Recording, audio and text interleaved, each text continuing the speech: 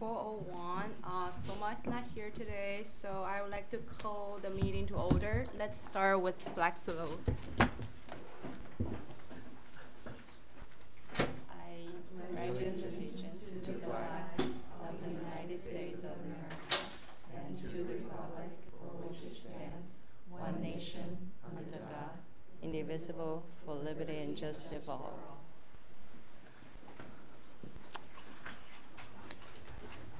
Let's move on to 1.2 for agenda approval. Are there any change to the agenda? None that I know. Let's move to the communication. Are there any comments from employee organization? No one's here. Okay. Let's move on to public comments. Greg, are there any comment cards? Item 4, consent item. Can anyone make a motion? I move that we approve item 4.1. I second. So. One sec, just for the. So it's item 4.1. Yes. It is just one. Okay, thank you. Yes. So, Phyllis move, Anjali second. All in favor, say aye. Aye. Any opposed? Motion passes 4-0. Okay, let's move on to item 5, board study session. I would like to hand over to the staff. All right. So I think we're going to let Chris take it. This is really the main item we have for today, and just a little background that we had decided we wanted to give the community one more chance to hear where we are with the budget, because we were afraid we didn't give enough opportunity for people to weigh in, or we hadn't heard from a lot of people. And obviously, we're not full tonight either. So hopefully that means we've done a good job of talking about the budget, which we have all year, pretty much every month. I think we've had something about the budget. So I thank Chris and the team for all their hard work this year doing that. And our hope today, we just want people to understand that we are so far along in the process that there's not anything we can do to actually change what we're submitting to the county coming up, because you have to vote on it next week, and we would not have time to significantly change things. But what you can do is weigh in on the areas where you want us to be cautious for next year, maybe some things you want us to look at for next year, because starting with first interim and then second and then a new budget, we will change the budget. We always do every year to make sure we have another minimum of 3 years of balanced budget. So just know that's the sort of the tenor of the conversation we're hoping we'll have after Chris goes through all of the slides. We just want to open up real clarifying questions as always, but then hear from you where you think we need to be careful or think about for next year, anything that comes up that you think we do need to focus on. Does that make sense? Yeah. Yes, but I know you recently met with Budget Advisory. Are you going to give us any sort of an update on that, or is that not on the agenda, or how does that work? Well, they certainly reviewed the materials that we're looking at, and much of what we did, actually, in fact, a lot of the presentation is guided by the kinds of feedback that they gave. I don't know if it makes sense as you go through it to, I guess we could make some comments, because we did, I sat in on a portion of that, and we could always update people. Do you have a Sure. I mean, I can share some of the observations that the group came up with, and I think at the same time, we've been having this conversation all year long. So I think more importantly, when we get to the part about there's some possibilities, we can talk a little bit about that. And I think that was a good conversation we had with the Budget Advisory Committee. Thank you. Okay, so with that, welcome everybody. So this is the update to, well, this is the preliminary district budget for 18-19, and at the same time I'll just kind of give everyone an update on where we are with the governor's May revision update. As you all know, that you know, by the time our district and our board adopts its budget, you know, hopefully the state will have adopted its budget shortly thereafter. Many years in the past, the state would adopt its budget so late that our budget would be based on a set of assumptions, and depending upon what the governor and the legislature all end up agreeing upon, the budget may change a little bit. So tonight I'm going to revisit some of the assumptions we had shared with you at the April 22nd meeting and point out a couple of changes since then. So with that, I'll just kind of dive into the presentation. Where we are in our process, as I mentioned, we had shared with the board, actually I'm sorry, April 24th is when I came to you last to give you updates on the budget and the budget assumptions. And so I'll go over some of the assumption changes with you tonight, and we'll go from there. So the May revised update. So we all know that this is Governor Brown's last and final budget. Actually, this is my last and final budget too. For this district. But I guess more importantly, I think we know that LCFF and LCAP will more than likely be his legacy as he's served as governor of the state of California. But I think financially speaking, the governor, we know that he's been very, very conservative with his estimates regarding funding, and we have seen this, and we will continue to see this in the form of his reluctance to provide ongoing funding versus providing funding in the form of one-time dollars, and that is something that has been an open debate over the last several years as the one-time funds that have come to school districts on a yearly basis truly have felt like they were ongoing. But because of his conservativeness and his reluctance still to make that commitment, it's unknown whether or not he will change his ways and provide some of that additional funding to the base in the form of ongoing. But either way, I think we all know that for K-12 education, there's been enough funding that has been coming into the system that now has allowed us to be restored back to our pre-recession levels. With the level of funding to date, the governor has been able to close the remaining portion of that LCFF funding gap, and in this case 2 years earlier. So I think that also, again, he will definitely take credit for that, and I think that bodes well for education, because I think a lot of districts were planning not to be fully funded until the year 2021. But at the same time, we know that from an economic standpoint, the U.S. economy is growing. We know that the California economy is still recovering, and that's why I think there's still a level of speculation as to whether or not a recession in California is long overdue. And we see that as evidence still as the governor is still proposing to fill and to continue to maintain the state's rainy day fund. So I think there is need to be cautious in regards to the potential for a future economic downturn. And I didn't have the statistics, but this is the longest recovery in modern day history as far as a recovery.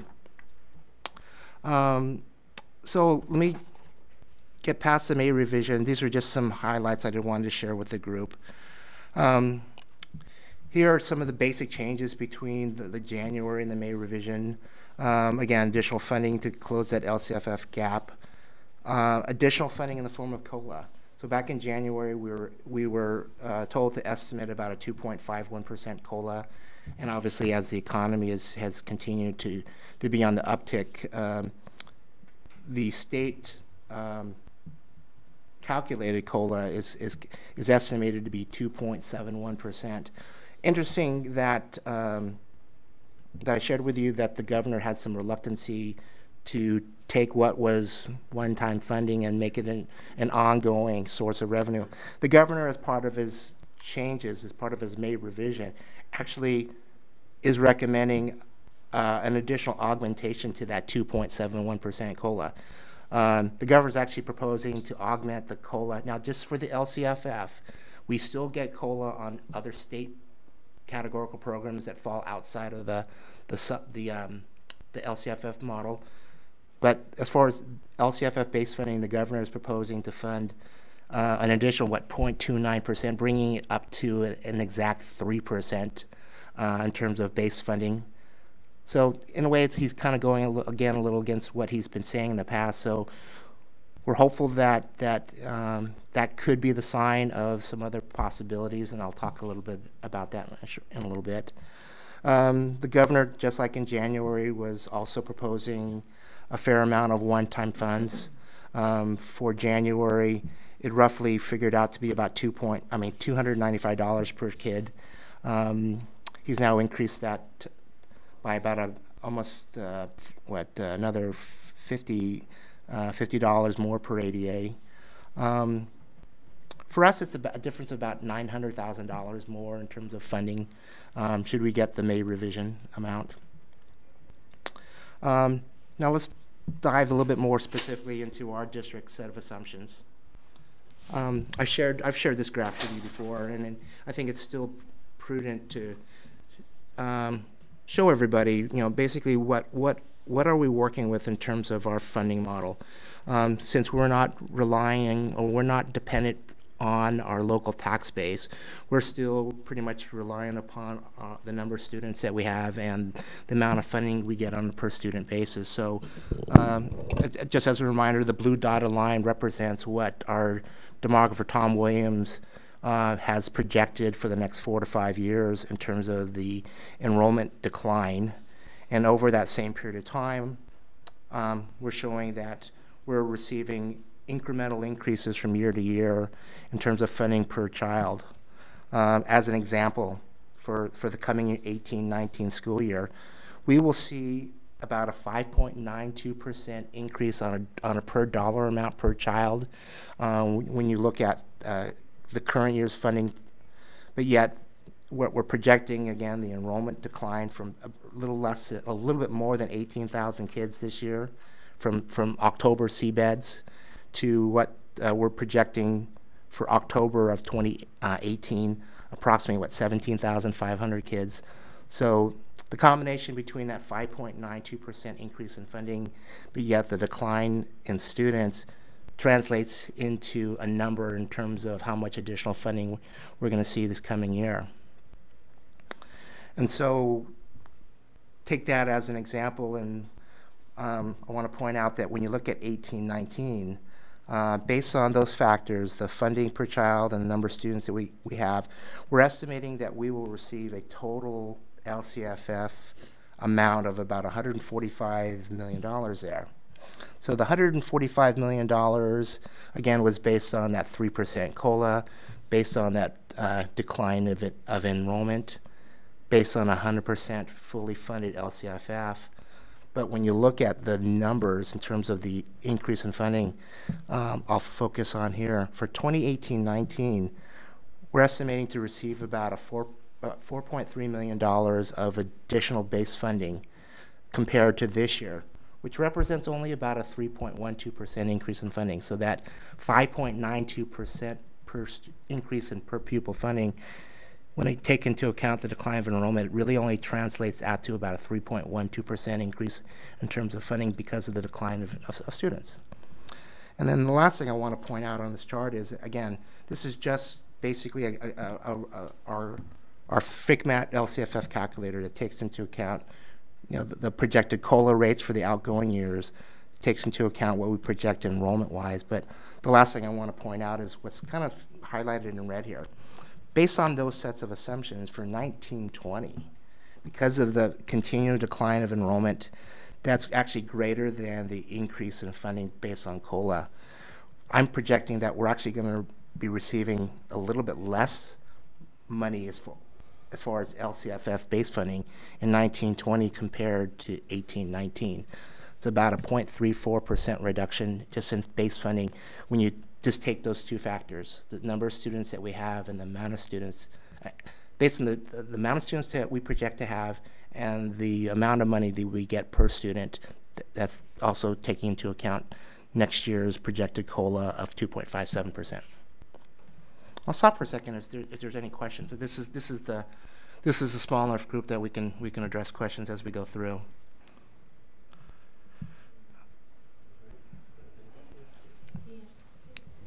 So I want to clarify that when we have declining enrollment, what you are talking about in terms of declining is the total budget.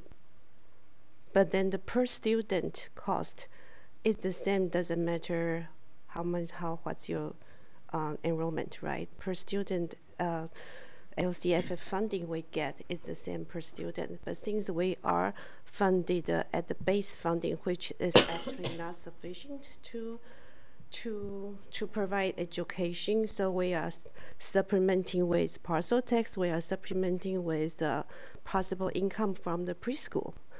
So actually more student means we would have to spread parcel tax and possible revenue from preschool and all this among more students. So actually less students is not that bad, because per student funding will be better.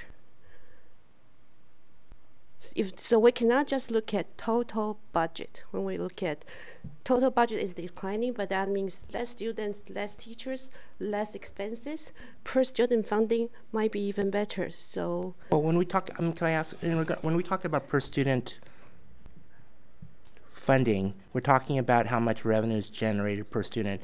When we talk about running programs and what it costs and what we spend per child, those are obviously two different things. And I think Leanne, what you're explaining is that there is a significant difference between what we spend per child when you compare ourselves to other districts, but what we also get per child can vary depending upon district. So yes, we may be spending a lot more per child, but if we have fewer children, the same amount of money goes, I know what you're saying, goes a little bit further to cover the costs per child.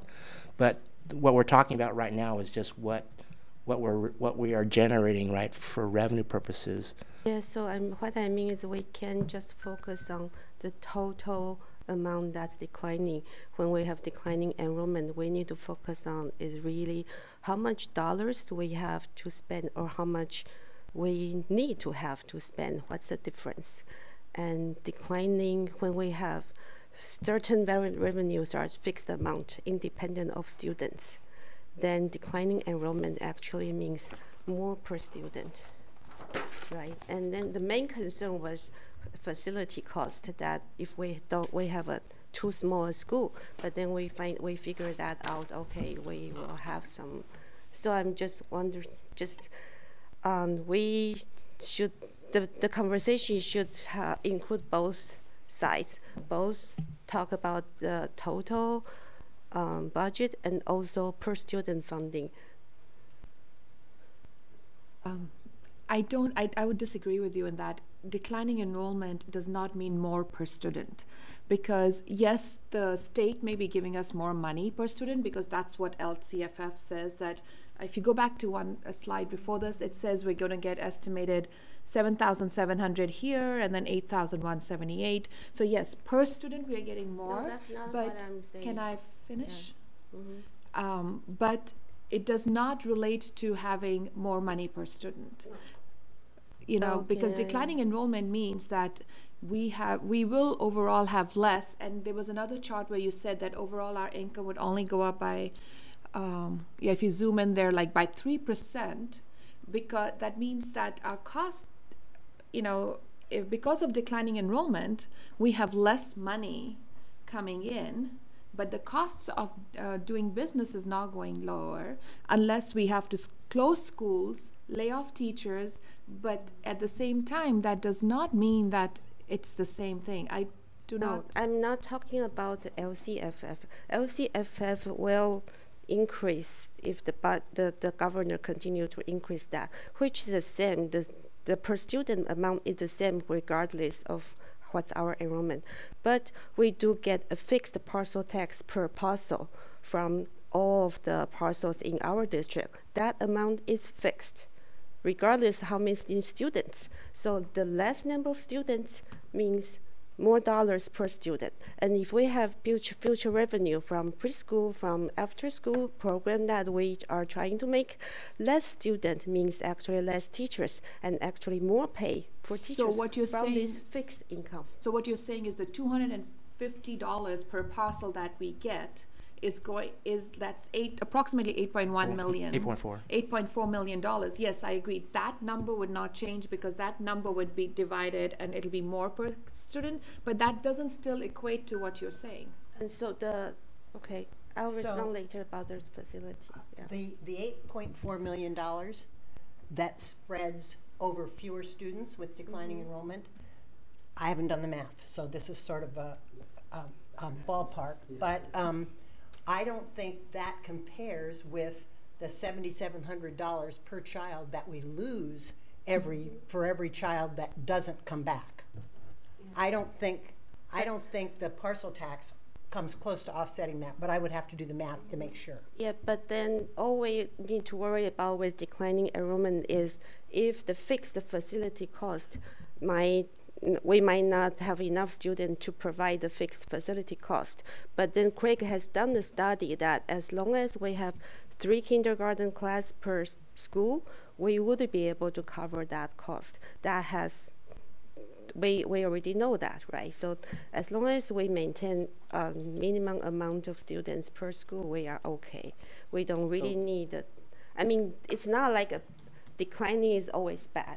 Declining also means more per student. And also when we have a big special ed encroachment, less student actually might mean less special need encroachment because we would, so I It's mean, like that's look at, we should, I disagree too. because we have been told for so many years that declining means less budget, but then no, declining simply means the total budget is less, but we have less students, we don't need as much staff, and then we don't need to provide as much service for too many students, so it might not be bad, as long as we manage budget cleverly, right? Yeah, so if I can, and maybe we could come back to it when we discuss more at the end if need be, but I do want to remind everybody that there were 2 different times that we came to the board to try to explain the relationship of enrollment to our funding from the state, leaving aside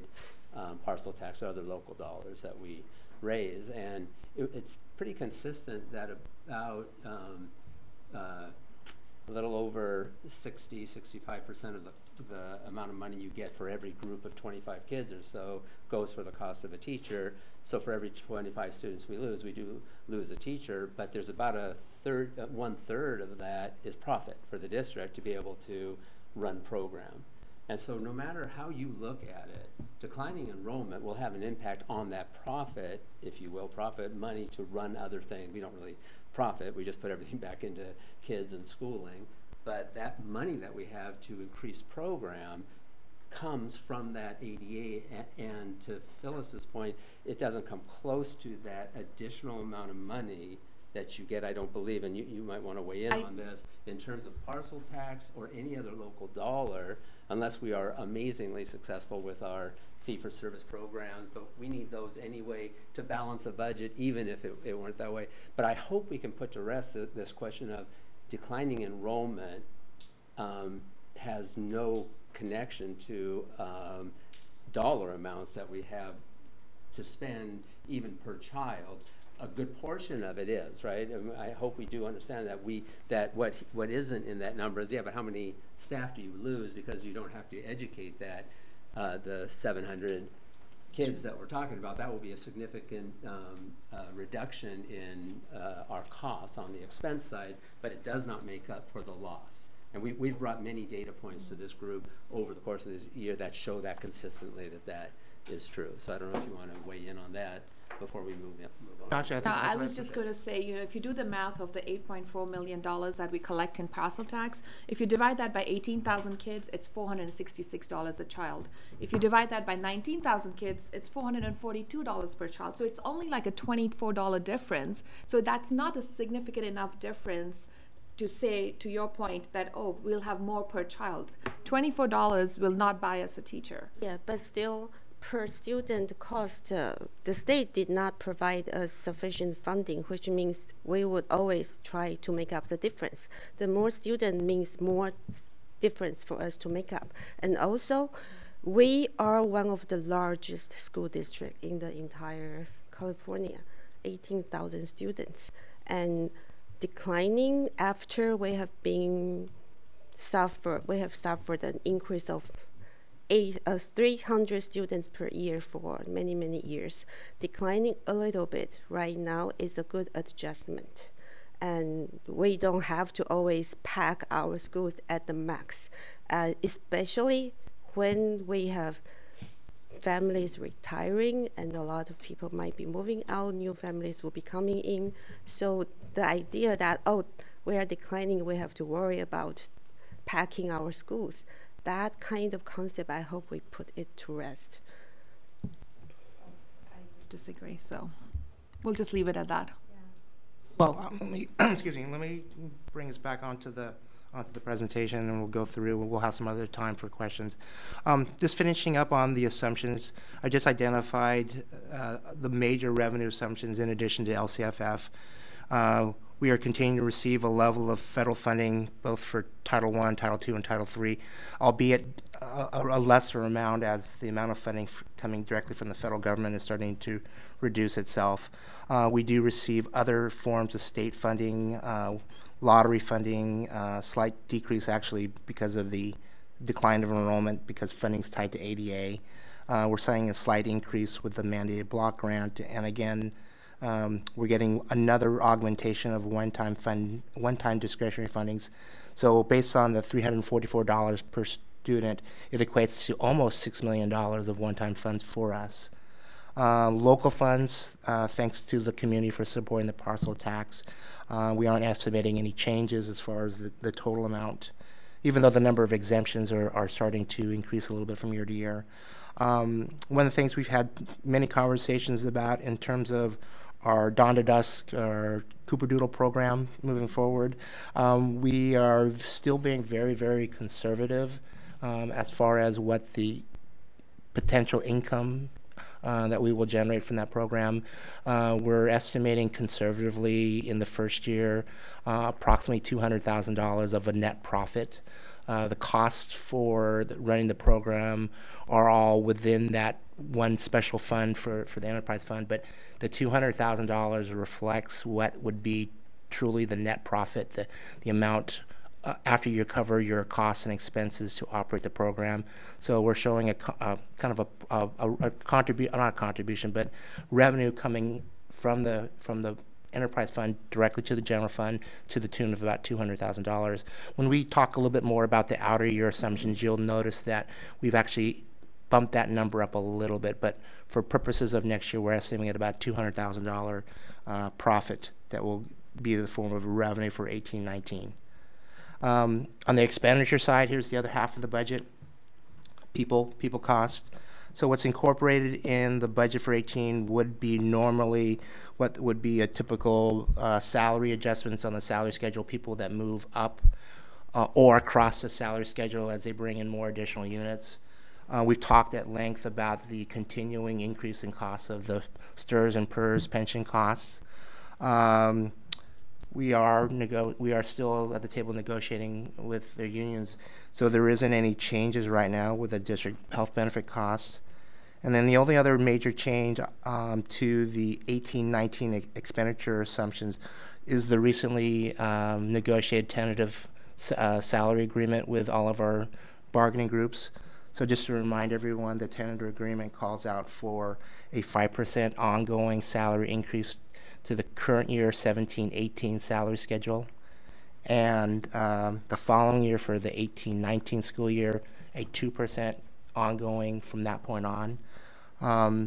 So those two salary assumptions are built now into the current budget as well as the multi-year projection, because when we presented to you second interim back in March, we didn't have those figures at that time, so we were presuming at that time status quo. And then to the point that we're talking about in terms of what are the budget implications when we look at decline of enrollment.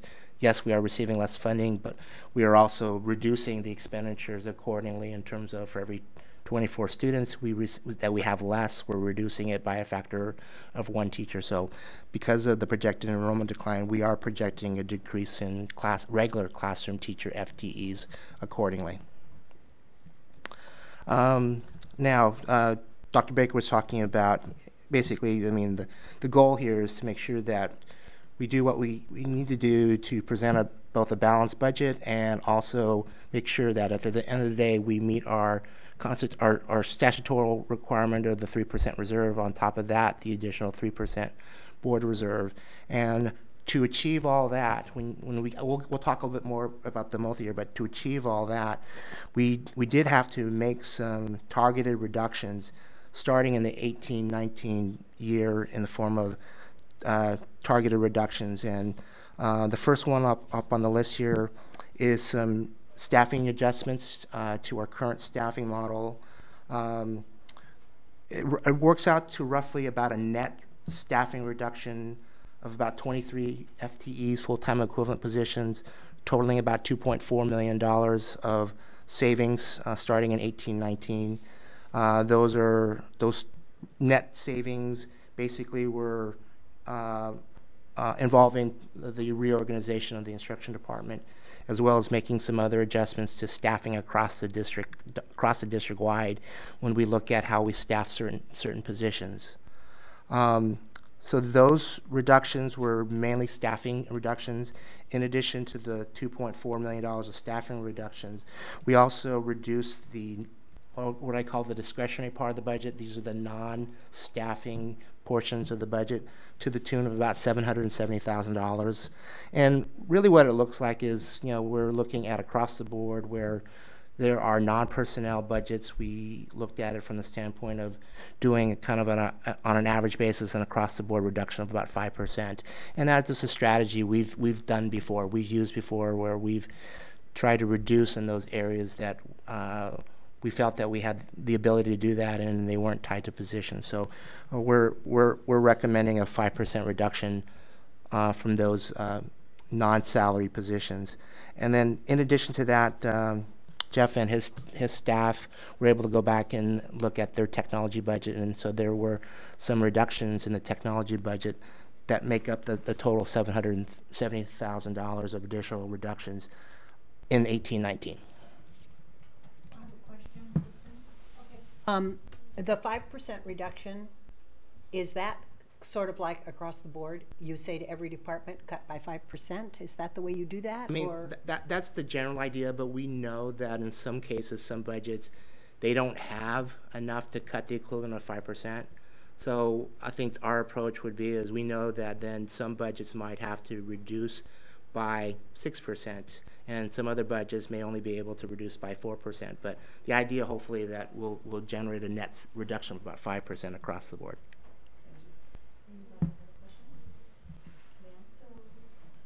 So this reorganization, I remember it was done because Craig mentioned because in the past few years we had some one-time money from Common Core and other programs, so we increased our administrative staff, which should have been fixed term positions, but we didn't really do that, so we were restructuring to remove unnecessary admin positions mainly. Is that the case? Yeah, I believe I said that was one of the factors. It's not the only one, but it is true that we staffed up pretty high when we received the one-time dollars for transitioning to Common Core. And so some of it is adjusting to that, but you had already done some adjusting before I got here, but not to that amount, I think. Yeah. These reductions are actually putting more resource to each school site, so we are not going to affect the quality of education our students will receive due to this reduction, staffing reduction. Well, I guess I would say if you were to give me back that amount of money,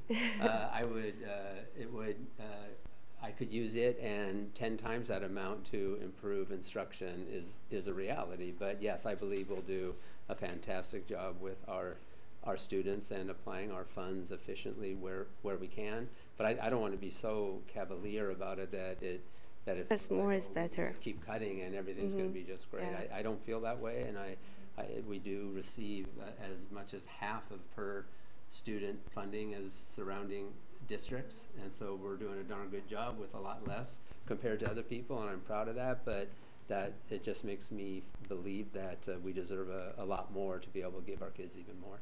So, and I'd like to clarify, anyone has questions? I just wanted to, the 23.2 FTEs includes the teachers, teaching staff reduction that would happen related to declining enrollment, correct? No, No, that's this is separate. This is separate. But that is also included in the budget assumptions, but we're talking above and beyond what we had to do to target getting to a certain number. So this 2.5 million relates to 23.2, and the slide before this showed the 30 so decrease in classroom teachers, but that's not the number that relates to that. That's separate. Okay, thanks.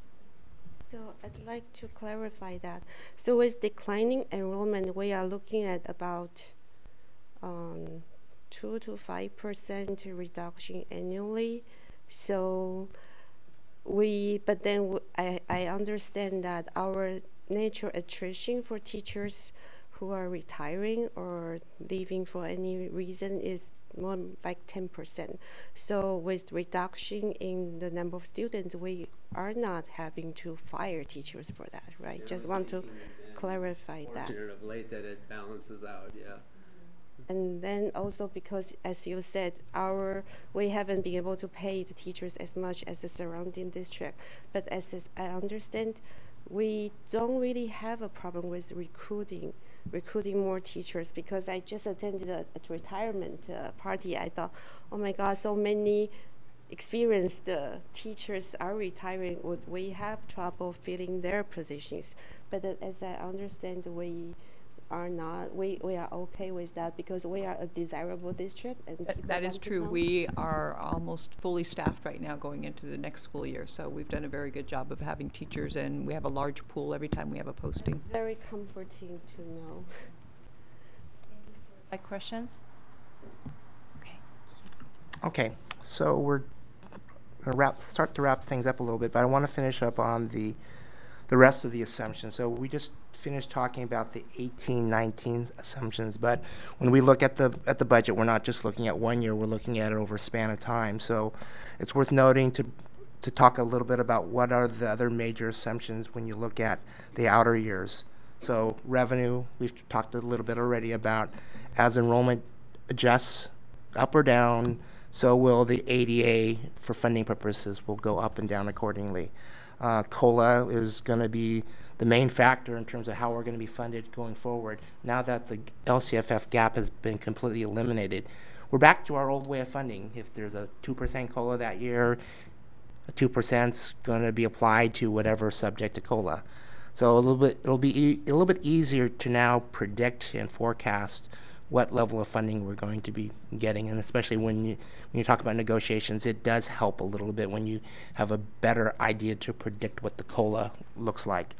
Right now, we're presuming, again, no additional one-time funding in the out years, and again, a year from now, we'll be talking about, oh gosh, there's another one-time form of one-time funding. But I think the other thing I want to point out here is we talked a little bit about our enterprise fund. We were very conservative, as I mentioned, about estimating about $200,000 of net profit, 18-19.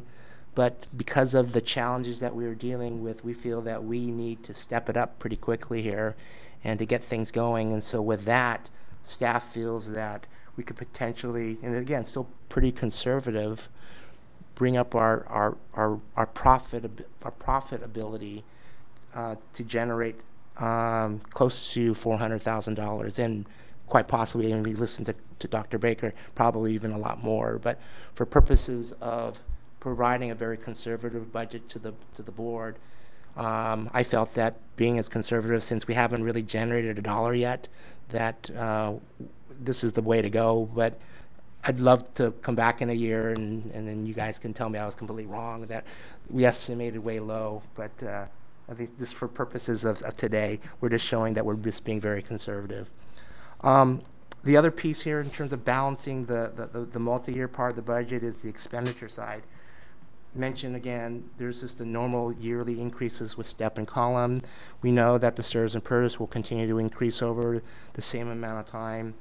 But then to spend maybe a little bit of time here is the focus now is to make everything work, assuming that we don't receive any additional revenue other than what we're projecting, to balance the budget and to make sure we maintain our 6% reserve level. We need to reduce somewhere to the tune of about $4 million starting in 1920 to be able to meet our fiscal solvency requirements. So I'm showing up here a level of staffing reductions totaling about $4 million. It's a combination of management and non-management positions. It represents, I think I just kind of did some rough math, an additional 44 potential less FTEs compared to what we are projecting FTE-wise for 18-19. Over and above teachers? This is not yeah, this is separate from teachers. This is just non-classroom positions. So that is something that you just need to be aware of. We have time to make whatever course corrections because we have the board reserve too, but it's just something that we need to put out there because for purposes of the county wants to make sure that, one, we are aware of what we have to deal with if the other sets of assumptions don't change. So I just want to make sure that people understand that. So that's what we're showing here is that's how we balance it. And we'll see it when I show you the multi-year in a second. But when we look at the multi-year, it's presuming right now that there's an equivalent of about 44 less positions or about $4 million of reduced ongoing salary positions in the multi-year. And you had an earlier slide on it, but I do want to reiterate that probably the expenditure bullet should include the 7% salary increase because that is clearly an impact on the ongoing expenditure side of things as well. It's a question now, or yeah. So, so I think our enrollment decline is about the same level as 2000. Our enrollment level is about the same level as 2010 or 2012 right now. Numbers, yeah. Number of kids? Yeah, because we have been going up and then now down, but it's the same level about 2010 or 2012. So how is the staffing level compared with that time? I mean, after we are looking at another reduction of 44 FTEs, so how is our level compared with that time? And when we reduce 44, is that going to be comparable with the earlier ones? Because we expanded it, because student has been increasing, we are trying to adjust down. Is that comparable or just? I don't know, we'd have to do a little study on that, but I would. Yeah, go ahead. Yeah. Go ahead. No, go ahead. But after you.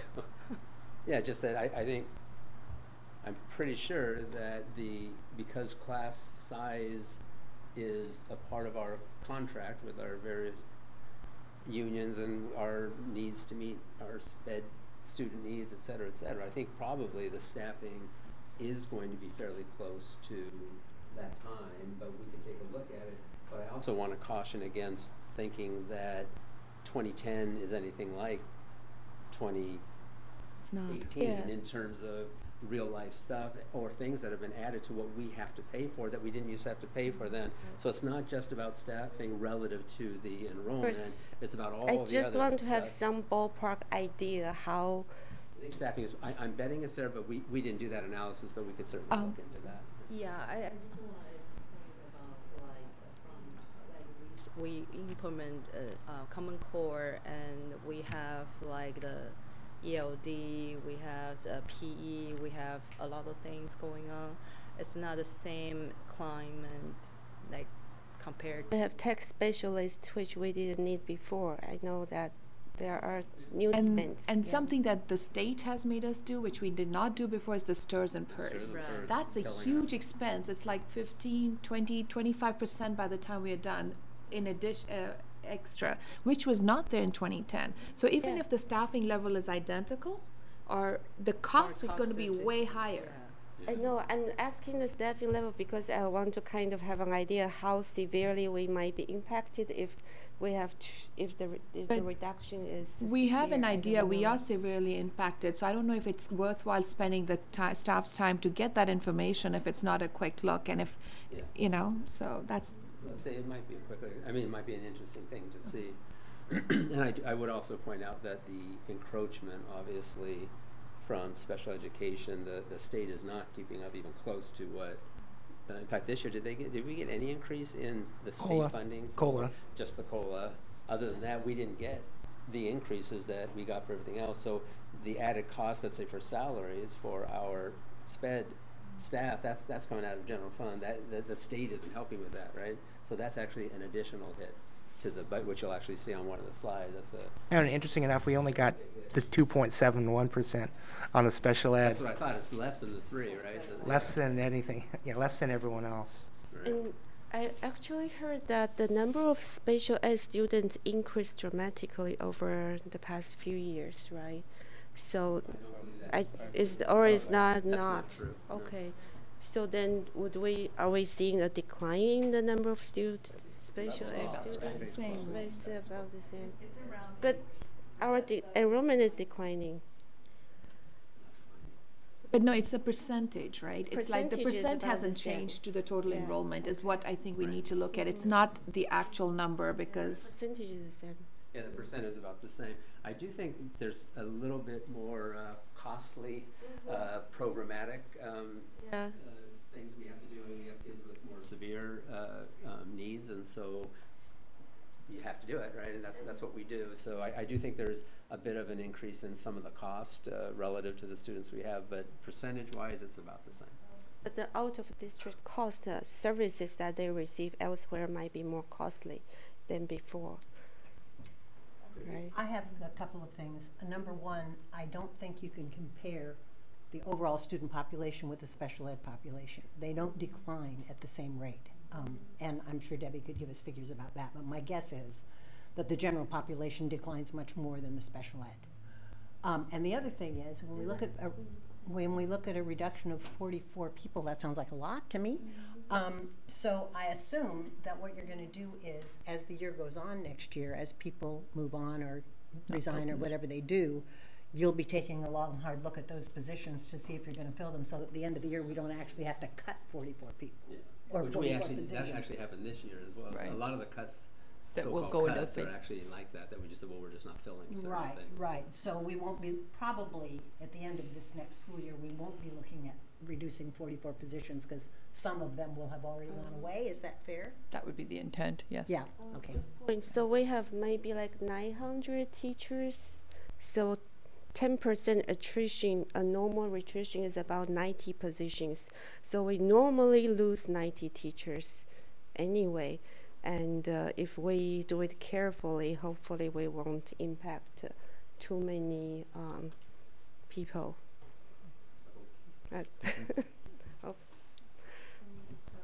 Questions? Okay, so you've seen this slide before. Actually, this is what I shared with you in March. This was really just a quick snapshot, a quick reminder of what we were projecting the bottom line to be in March, and this was prior to the tentative salary agreement. So back in March, based on the assumptions at that time, I shared with you that we were able to address our structural deficit starting in 18-19, and at the end of the day, we had our 6% reserve and then some. Now, this is what the multi-year Can I looks like. get Yeah. a real quick question? At this time, this is going into second interim, and at this point, we had started putting in some assumptions from governor's budget. Had we already started at that time? This presumed the governor's January release of information, factoring in the 100% fully LCFF funded COLA. It represented the one-time dollars at that time, not the additional bump up to 3% at the time. I just wanted to raise that in relation to, if you remember, a few months before that, I had put out a $10 million number that we wanted to hit because at that time, our deficit spending was 5.5 or more, but just in the time from there to the governor's first laying out of this, it shifted down to about a $3 million issue. So in that time, we actually changed some of our thoughts about the cutting we were doing, et cetera. So I just want to give you that context and remembering that things were shifting from when we said we want $5 million in new revenue, which is we are working toward, and cut $5 million, but then we adjusted a little bit at this time because of these data points. And we we ended up coming up with about half the amount of cuts based on those assumption changes back in March. So now, with all that said and done, so what does that look like now, based on everything that we know, based on what assumptions we're making going forward? I'm showing again back in that reddish oval spot is basically the structural deficit. So the structural deficit comes back into play. Actually, you notice in 17-18 we were estimating a deficit of about $3 million. So because because a portion of this year's settlement was retro back to July of 2017, it created a much larger projected deficit spend for the current fiscal year 17-18. But then it translates out that the structural deficit stretches out to as far as 21-22. And the reason why it ends in 21-22 is that, again, we've made a set of assumptions here on the revenue side based on the COLAs, based on the projected amount of net profit from the Cooper-Doodle program. And it also factors in the reduction, the potential staffing reduction of about $4 million starting in 1920. So with all that said and done, the structural deficit starts to take care of itself because the reductions are starting to now be offset by the COLA out in the further year. When you look at this scenario here, we're showing that we meet both our 3% reserve by Ed Code and our additional 3% reserve by board policy. So we are meeting that target, that priority, but we are still addressing on paper right here a structural deficit from one year to the next until the assumptions were to change. And I want to make sure people aren't confused about what a structural deficit is as compared to an undesignated amount of money for reserve. So if you look at the bottom line, we actually are showing reserve going out, but we're using reserve money essentially up over this time in order to balance out to get to that point. So I don't want people to over-focus on that red line as seeming to be that we're actually under water by that amount. That's not what that means, right? And so for our community, everybody to understand that. Yeah. Question. So this year we got one time, the governor has been unwilling to give district ongoing funding, but he has been giving us one-time funding. And because economy has been strong, we expect there will be more one-time funding for the coming years, but then hold on to that because it's not Chris actually there, has right? a slide about that a little bit that we want to talk about because it's going to talk about other possibilities, and so he will talk about that if we could just hold on to that. Okay, so that's the multi-year, that's what it looks like, and that'll be part of the budget when we bring it back to you next Tuesday. We talked a little bit about special ed, but these are the other programs in addition to special education that require some level of contribution from the general fund to operate programs, transportation, and routine repair and maintenance. That's our primary maintenance program. So just on the special ed side, it's projected to go up by about $3 million compared to March. Again, keep in mind this takes into account the salary settlement. So a lot of that is just because of the salary settlement. All right, possibilities. So Craig and I were talking about, well, let's talk a little about some of the things that we're hearing. And this is a discussion I started with the Budget Advisory Committee in terms of what are we hearing. So a couple weeks back, I was up in Sacramento. I sit on AXA's State Business Services Council, and at that point in time, we were right in the middle of both budget subcommittees, the Assembly and the Senate's, working on their budget proposals. And staff, Access staff shared with us that there is, well, at the time that there was some level of consensus between both the Assembly and the Senate about a possibility of putting a little bit more money on top of already what the governor is proposing in terms of ongoing for LCFF purposes, but at the expense of reducing the amount of one-time dollars. So there has been talk about reducing the one-time dollars about half. So that $2 billion that the governor is proposing to put toward one-time funds, there is discussion that that amount might be cut in half to about $1 billion, and taking some of that and turning that into some form of an ongoing augmentation. I'm going to keep using the word augmentation because I haven't seen or heard whether or not, you know, this is really going to be ongoing, but I'm, for all intents and purposes, like the governor's 0.29%, going to call it an augmentation above the COLA, because the COLA is always going to be the benchmark.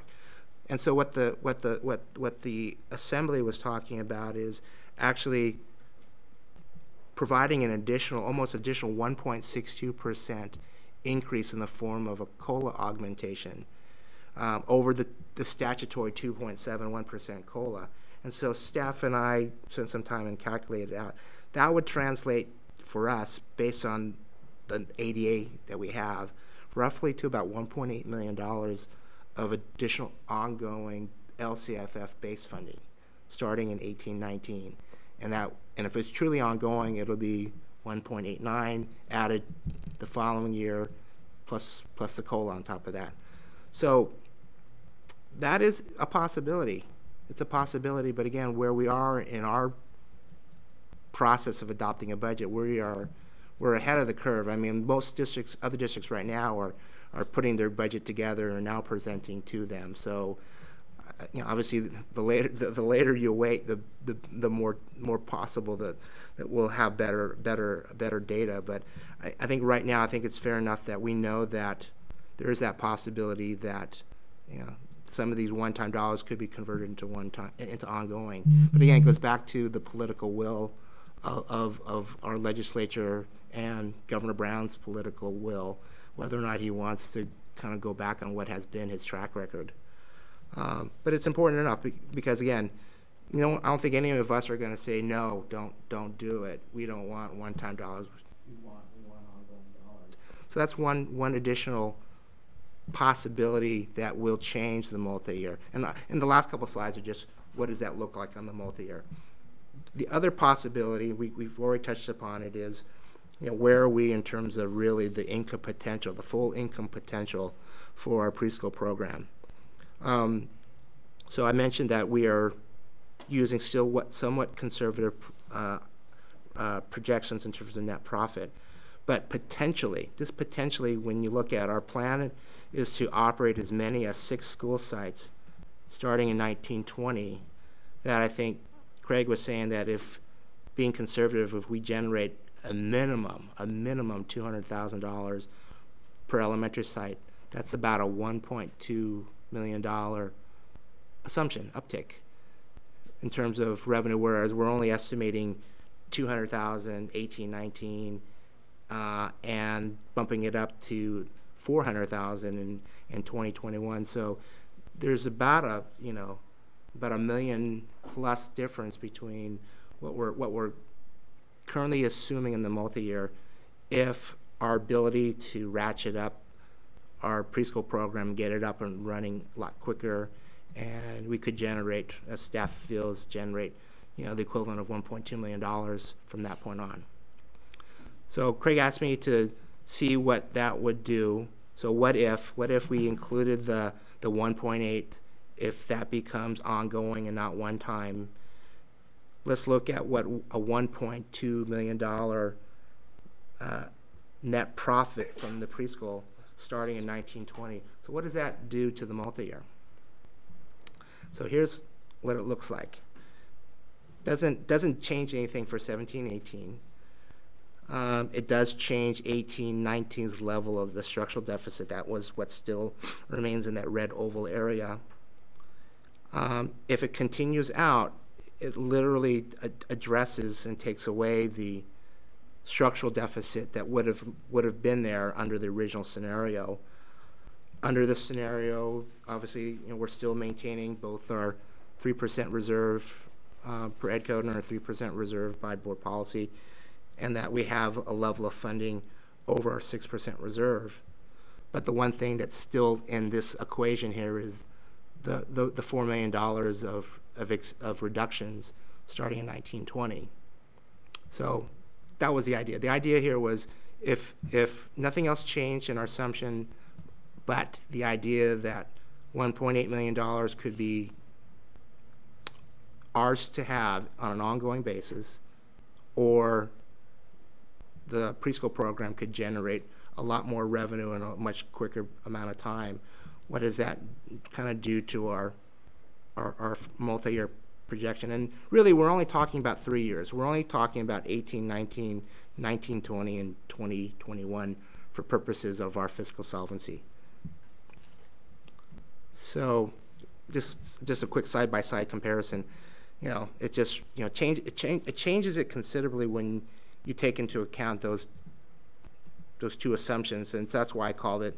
It created its own scenario so that people know that, well, which one are you saying is our budget, Chris? Really, the one on the left is what we're going to ask the board to consider for approval next week, but the other one is a what if.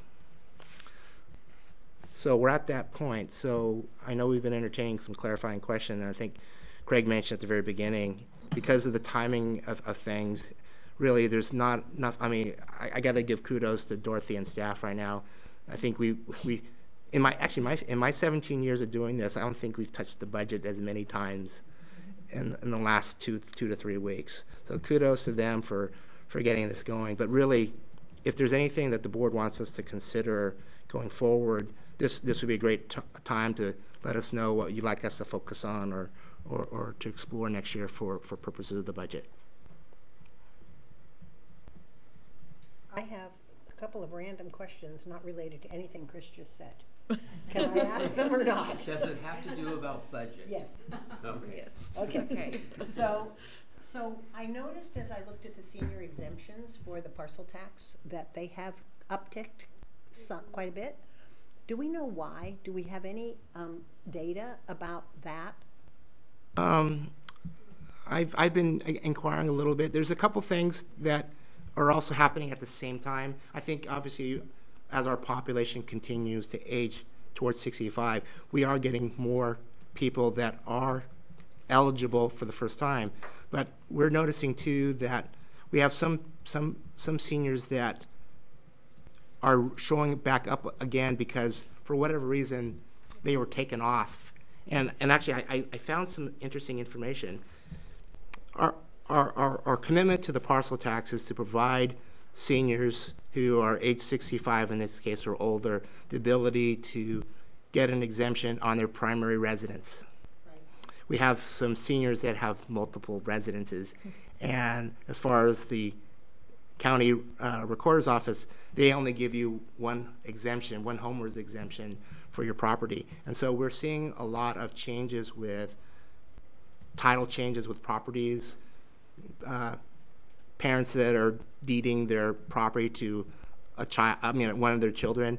And so we're seeing that, well, actually our staff is spending a good fair amount of time every year kind of checking and cleaning up the records on making sure that the numbers of exemptions, this is not just senior exempt, all the exemptions, making sure that they're all pretty up to date. So is that our job to track that, or does the assessor's office track it, or who? No, unfortunately, the assessor's office doesn't do a whole lot.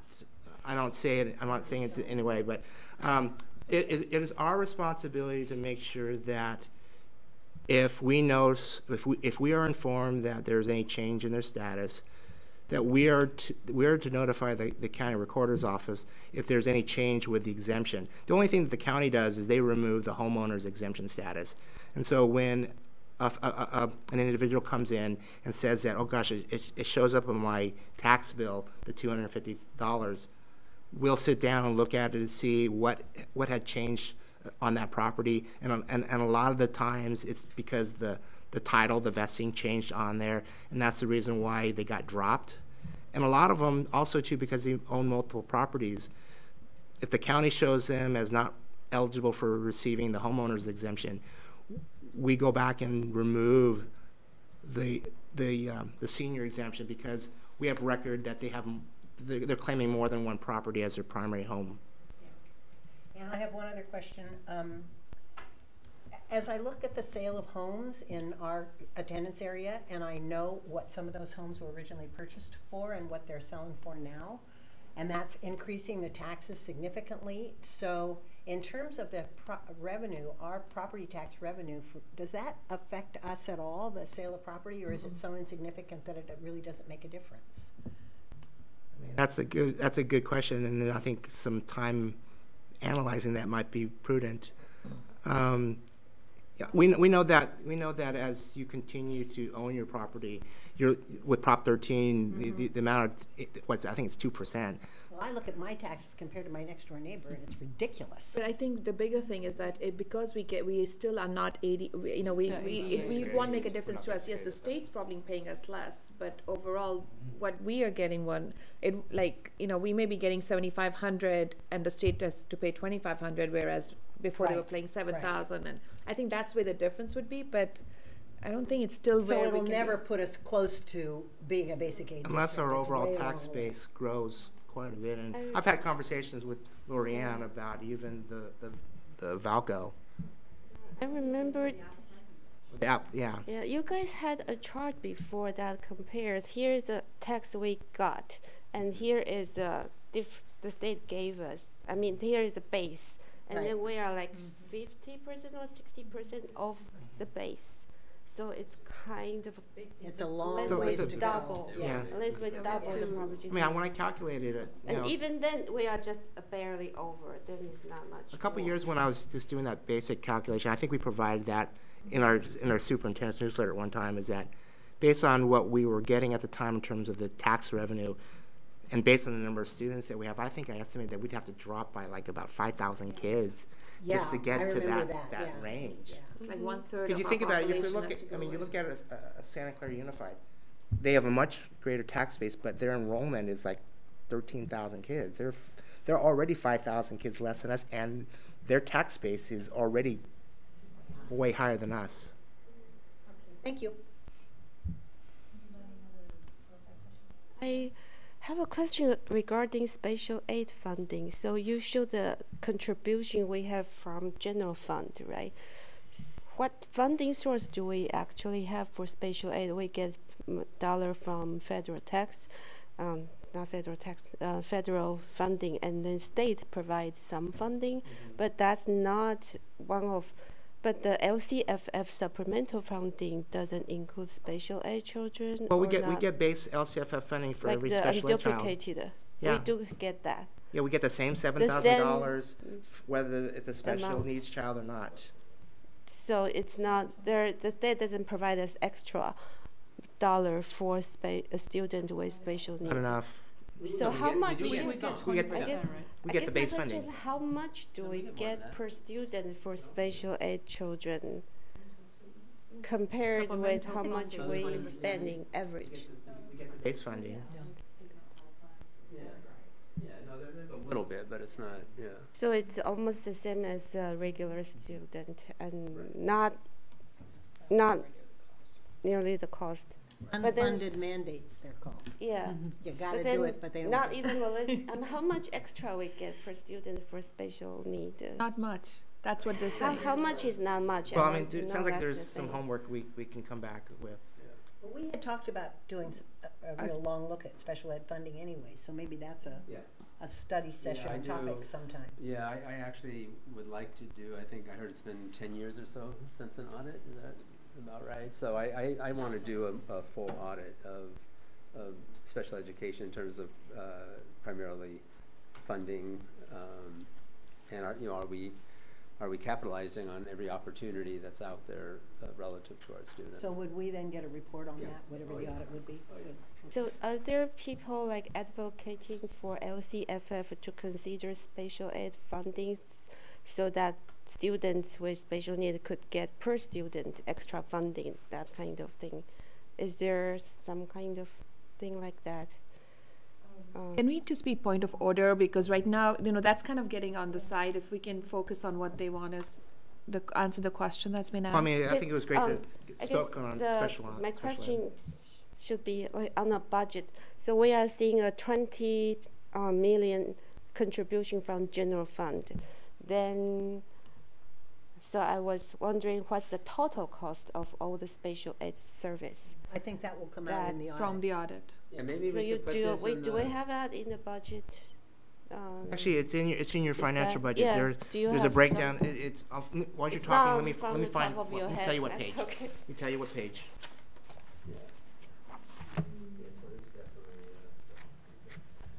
Yeah, I want to recommend that since we want to speak, we're going to do an audit, we're going to do a serious look, maybe we could put this off as a future agenda item. We will include a lot more information about how the budget works for special education. So pages 90 through 95 is all special ed.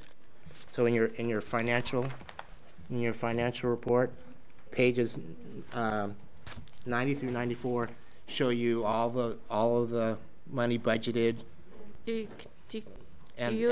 it quick to look up what's the total Yeah. amount we spend? What we spend. So On what we special ed. what we spend for special ed, the Just grand total roughly. is we're projecting to be 34,898,000 and some change. 4 million.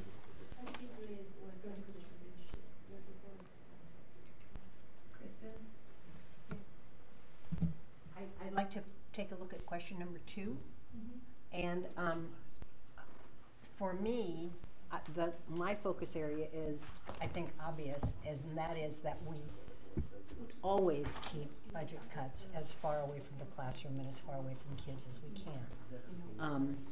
And when you're talking about the kinds of employee reductions we're talking about and stuff like that, that gets harder and harder to do, and I get that. But I'd like the staff to really look carefully at making sure that we, I don't know how to do it, but you guys can do it. And come back and tell us how you did it. Yeah, I would echo that. We've, I know staff works hard to keep the cuts away from the classroom, so just to kind of keep that again in mind is to see how we can keep those cuts away from the classroom as much as possible. I know it's going to impact program, so. One more question. So we are, given the multi-year projection, we are thinking maybe next year we have a target of $4 million reduction that we are trying to work on. So how do you decide that it's 4 million, not 3, not 5? I don't know how, because from the multi-year projection, it seems like we'll have deficit of like 2 or 3 million. So it's just a function of what we know to be true, or what we believe is going to be true in terms of how much revenue we have versus what we have budgeted to spend. So it's going to be that difference between those two. And no then matter you will what. adjust as we go. We'll Just adjust like at that this time, year, you yes. started the year with probably a $10 million Starting goal, balance. and then we're adjusting. So that's kind of an Or- initial goal, and then we would adjust. Right, or we won't worry about it because we realize that just by staying the course, it's going to correct itself the next year anyway. Because if you look at it right now, if things remain the same, and we won't be renegotiating next year for salary, et cetera, so we should have a pretty good understanding of it. We could just say that, okay, we'll just go another year and it's going to correct itself. Because that's what that slide was showing, especially once you get out to year 5, where it shows that we've actually increased above the deficit spending by another $9 million above what otherwise we would do. So we'll look at it next year. That's what we do every year, is we adjust and But the multi-year projection we see doesn't include that 4 million potential cut, that's true. right? That It is true. It doesn't- does not. So we'll talk about it next year, right? So Leon, what's your number 2? Like, what's your wish list? Special ed, And I guess Don't need one. I've been wondering, do we have like maybe a way of where we are spending? I know we have like 90% on the salary, right? And I guess we don't really have a lot to work on. Yeah. So Probably not, yeah. yeah. So should we have maybe percentage of the other 10% what we are spending on each? And yeah. So I'm wondering if there is any creative solution for stirs and purse. Wouldn't that be nice? How we can convince Governor Brown to put all the extra money into that so everybody is happy? Or new governor. Well, maybe the new governor may do it. We can I think- certainly look into it next year and see. Phyllis had a question. I just had a couple more things, and I'm glad we're going to look at special ed carefully because I think that's an important piece of the budget. But I, for a long time, have been concerned about the 91%. I don't know where we are now with personnel costs, but we were at 91%. I think that's Still. too high. So as I want to look at that. I want us to reduce that. Guessing it would go down with so much reduction we had. Should, right? yeah. So, can we have 1 second here? Yeah, so this was what Lisa wants to speak to budget. We have 2 other people who didn't make it in time. Oh, okay. So what do you think? I don't know, are we comfortable allowing other people to do that too? Maybe we can ask the board. Yeah. Mhm. Okay. So we do have the public comment. I just want to, I wonder if our board is okay, like we can hear about the public comments.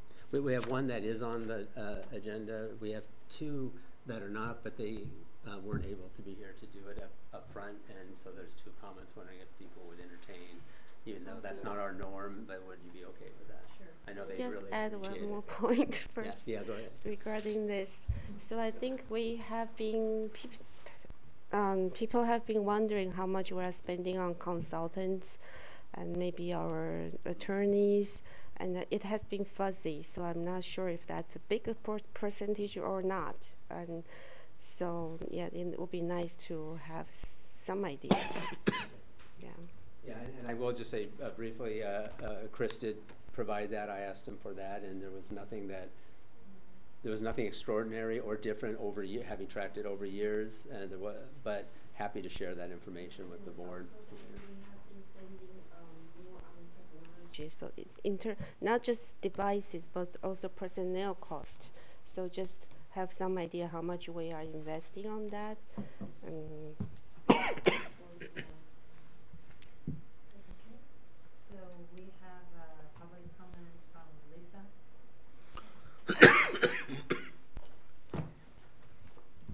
You have 3 minutes. Thanks. So I wanted Chris to clarify you mentioned before about this $1,000 net loss for the preschool.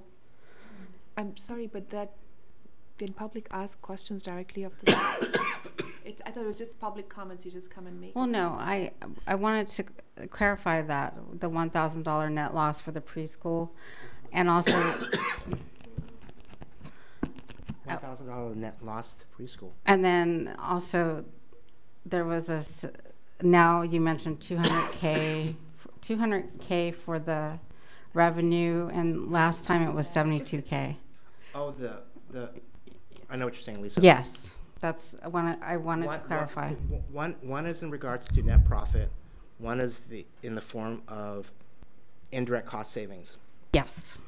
So for every dollar we spend in the enterprise fund, we are assessing ourselves an indirect cost to the enterprise fund, and that cost is a savings, right, to the general fund. So we have HR. Excuse me. HR is an example. So we'll charge the enterprise fund a percentage. I think it's like 8%. I think that we'll charge the indirect cost charge. So it's a cost to the enterprise fund, but it's a savings to the general fund. So I shared with everyone the estimated indirect cost savings to the general fund is about $70,000. So that is in the budget. On top of that savings to the general fund, we're saying that the program, the preschool program, is going to generate a net profit. Net profit is the amount of money over its ability to cover its cost. So we're saying that we're going to generate $200,000 net profit. On top of that, there is $70,000 of indirect cost savings that will come back to the general fund. So it's not profit, the $70,000, but it's a savings. It's a reduction of expenses. Well, it's a redistribution of expenses. Can I make a suggestion? So she's raised a question. If you want to know it, then maybe we can talk offline, because that's pretty complicated. Okay. Stuff there. But Okay. you have a comment for the board, and then not, because we shouldn't get into a Okay. conversation. Okay. Last question is the staffing reductions in 2019 and 20 by $4 million. It's again a conversation. Is it, yeah, did you have The a comment? It's a Well, comment. I'm concerned about the 44 FTEs that would be laid off. Is that going to affect CSEA? Yeah, thank you. That's my concern, because we just had 2 rounds of layoffs.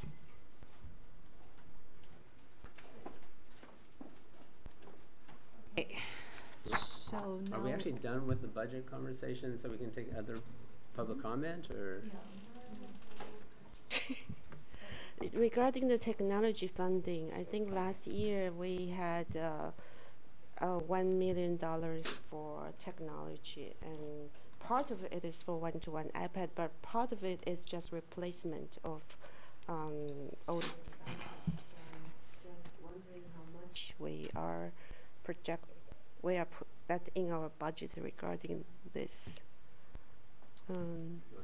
Yeah, just so when we spoke at the board meeting a little bit ago, we're cutting our tech budget by 25 to 30%, if not more. So all of our 25 schools submitted a tech plan. Within that tech plan, they had to identify where they needed technology, whether it's part of a refresh or whatever their instructional model was going to be for next year, and they submitted that. What we're doing right now is we're working through the number of devices that we can actually allocate. And so no matter what, you're going to see a 25 to 30% reduction. I do believe it's going to be a little bit more, and we're still working through that final number. But we're saying a 25 to 30% reduction from the 1.2 million that we had allocated in previous years. So each school submit their own need. Yes. Do we have a fixed amount like allocated per school, or how does that work? It wasn't necessarily based on having the same dollar amount set aside for each school. It was really predicated on the fact of what does each school need, because there's been money spent from foundations and PTAs, and school sites have used their own money that they receive from the district to update different parts of schools, whether it was a projector or an iPad or a Chromebook. And so it varied site by site. So for us to say, okay, we're going to do $100,000 for each school really doesn't meet the need when you have some schools that invested more of their school site money already towards it, while others have never invested or did not have enough because they had a smaller school number. So if for example, if I had $20 per student for technology for a school like Blue Hills versus a school like Stockholm, that's a really different number. And so part of that, as Craig's talked about all year, is making it more equitable. It wasn't so much of having the same dollar number, it was more of what does each school need. And we're not saying, okay, every school gets X amount of dollars. It's what do you need to drive the instruction at your school site. And along with that, I would say that the ratios we had talked about in previous years, whereas 1-to-1, 2-to-1, and 4-to-1, we're not maintaining those ratios in the same way. So if, for example, you have a 5th grade teacher that's like, I'm really good with a 2-to-1 model, then that might be meeting their school site need rather than saying, okay, here's 33 devices. So, can we move on? Yes. Okay. So, let's reopen the item number 3, public comment. I have 2 comment cards. The first one is Ming Mei Zhang. You have 3 minutes.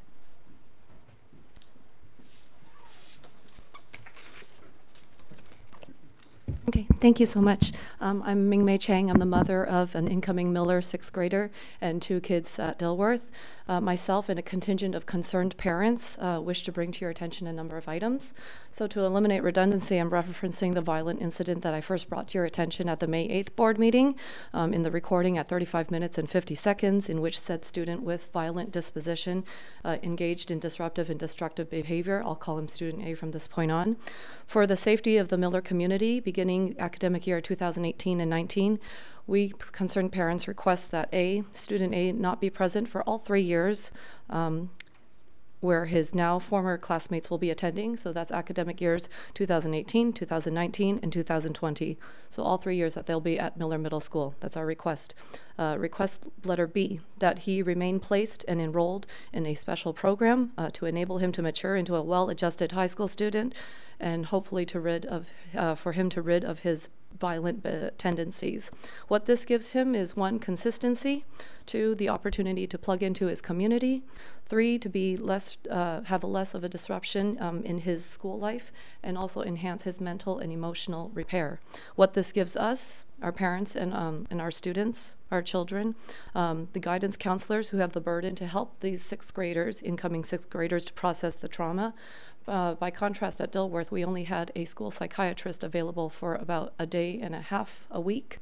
I know that's going to change, but by then our students will be at Miller and not be able to enjoy that benefit. It would be a disservice to the community at large, I believe, and the school population if this student A re-entered their middle school. And I analogize this a little drastically, I understand, but the closest I can come up with is an Army combat veteran reintegrating himself into civilian life. 2 more points. On May the 30th, I was invited by the Dilworth principal, and I joined her and teachers, including the Project Cornerstone lead. We went to Nimitz Elementary School and observed Soul Shop and Recess 101 in action. I understand these programs also run at DeVargas Elementary and Eisenhower. They are Title I schools. So while Dilworth is not a Title I school, I hope that the suffering experienced in Room 6 this year at the hands of Student A illustrates to you, Dr. Baker, distinguished district officials, and Mr. Bowman, that this is not a problem limited to populations in lower socioeconomic strata. So please consider that in your budgeting. That's as relevant as I can make it. In closing, the pattern of the Dilworth School administration is palpable among the Dilworth parents. There's a lot of trust to be rebuilt. We are thankful that Dr. Baker's intervention and influence have yielded significant changes within a less than optimal but acceptable time frame. I think safety actually should be always on the agenda. So we are holding you to the school district, to your promise to carry this out, your ongoing investigation. Thank you so much for your attention. Thank you. So the next we have Tina Wong. You have 3 minutes. Thank you. This is my first time speaking at a meeting, and I'm sorry I didn't understand the procedure, so thank you for letting me comment. My comment is about middle school math placement. I read all the live binders information, but I understand what it says in there, but my comment is would the school district help translate this to help what the parents, I don't really understand what the test scores mean. So my child got the test scores back, and he got very high test scores, 99th percentile and 90th percentile is needed in that test, and then 2 and a 3, and 2 3s are needed. So how should I interpret this test?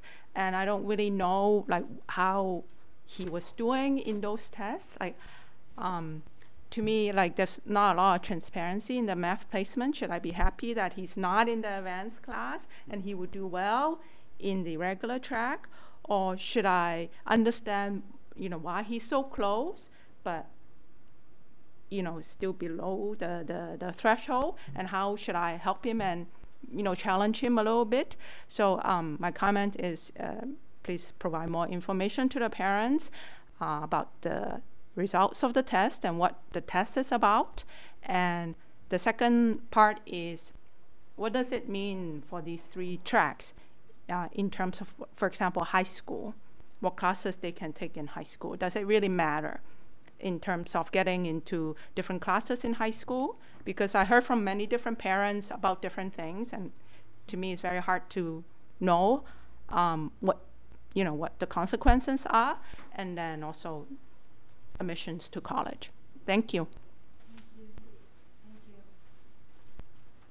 So we are going to move to number 6, future agenda items. Craig, is anything we need to add? I don't think so. We have one last meeting coming up for this school year. I assume everything else is going to be, and it's a pretty full agenda, I will warn you. Lot to finish up with, and then we will start up again in August. And I know that Renee has already started the year at a glance for next year, trying to load things in.